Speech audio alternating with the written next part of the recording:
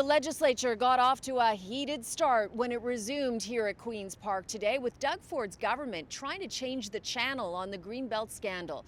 It's now promising to introduce legislation that will protect it. The premier was in fighting form. I am very, very sorry. That was a defeated Doug Ford last week when he was forced to back down and reverse opening up parts of the Greenbelt. And this was the premier today.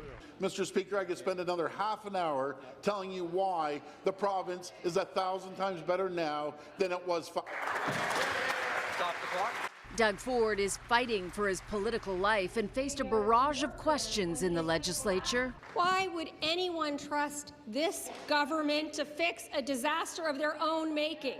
Question. Why won't the Premier apologize to Ontarians for trying to pull an $8.3 billion fast one on them? Unlike last week, It was a mistake to open the Greenbelt. Ford was unrepentant today. That's what you call leadership, admitting if there was a mistake, moving forward, and making sure we go on with our agenda. The premier once called the Greenbelt a liberal scam.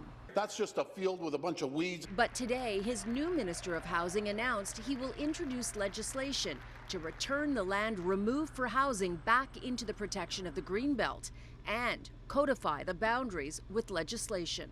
We're going to do what has never been done in this province before. Response? We will protect the Greenbelt once and for all. Minister, there's some irony here. You've actually protected the Greenbelt even further.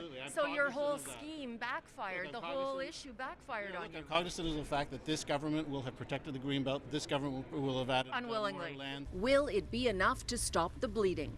The Ford government has been falling in the polls because of the scandal that has so far led to 2 damning watchdog reports. Conclusions: developers stood to gain over $8 billion from the biased land swap and cost 2 senior aides their jobs and forced the resignations of 2 cabinet ministers, while a third left for a job in the private sector.